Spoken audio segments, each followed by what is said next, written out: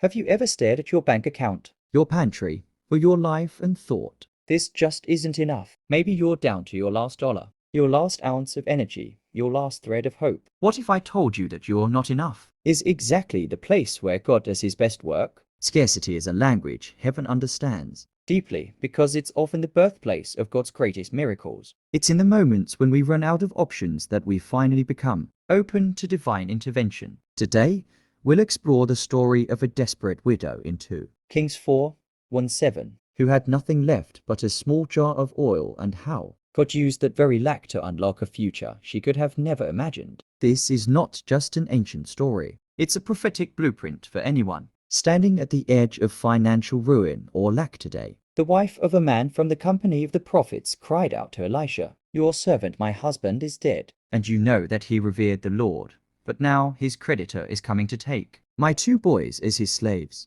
2 Kings 4:1. A woman in ancient Israel finds herself widowed, Broke. and about to lose her 2 sons to slavery as payment for her husband's debts. Her world was unraveling. She didn't have resources. She didn't have a plan. All she had was desperation and a little oil. But God responds to desperate faith. She cried out to Elisha, not in polished prayer, but in raw, honest pain. God doesn't require eloquence. He responds to sincerity and dependence. When you bring him your nothing, he brings his everything. Elisha replied to her, "How can I help you? Tell me, what do you have in your house?" "Your servant has nothing there at all," she said, "except a small jar of olive oil." Notice her words, "I have nothing, except." That except is critical. What you call insignificant, God calls seed. That tiny jar of oil became the raw material for a supernatural provision. Never underestimate what's in your hand. She was given an instruction. Go around and ask all your neighbors for empty jars. Don't ask for just a few. She was told to gather empty jars, as many as she could find.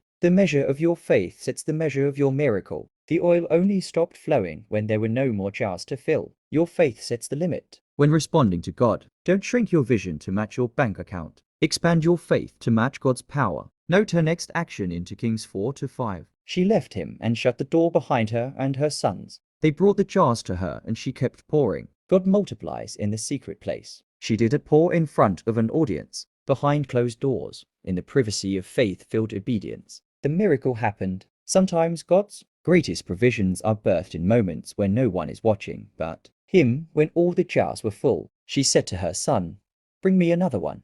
But he replied, "There is not a jar left." Then the oil stopped flowing. She went and told the man of God, and he said, "Go, sell the oil and pay your debts. You and your sons can live on what is left." If you need a miracle today, be willing to listen to God. Provision follows obedience. She obeyed each instruction, step by step. She didn't have the full picture, just the next move. And with each step of obedience, God released more. Many are waiting for provision before obeying, but often provision follows obedience. Not only did the oil cover her past debts, it sustained her future. When God gets involved, the result is abundance, not survival. He's the God who restores dignity, cancels debt, and funds destinies. Let's pray for a financial miracle. Heavenly Father, I come before you like the widow came to Elisha, with honesty, with emptiness, with faith. You are Jehovah Jireh, my provider, the one who multiplies oil, loaves, and lives. You see every financial strain, every looming debt, every unpaid bill, every tear cried behind closed doors. Your word says, Philippians 4:19, "And my God will meet all my needs according to the riches of his glory in Christ Jesus." Lord, I offer you what little I have, my time, my energy, my obedience, my gifts. I trust that you can breathe on it and cause it to overflow. Let your divine multiplication touch my homes, my work, my bank accounts, and my businesses. Send me helpers of destiny. Break the spirit of poverty. Cancel my debts. Open doors of provision I didn't even know existed. Teach me to partner with you in faith, to take steps in obedience, and to see my not enough become more than enough. I declare that miracles are not ancient history. They are my present reality. Let my oil flow again, God. Let it fill every jar, every need, every lack. Lord, please turn every scarcity in my life to an avalanche of overflowing blessings. In Jesus' name. If you agree with this prayer, type Amen in comments. God bless you.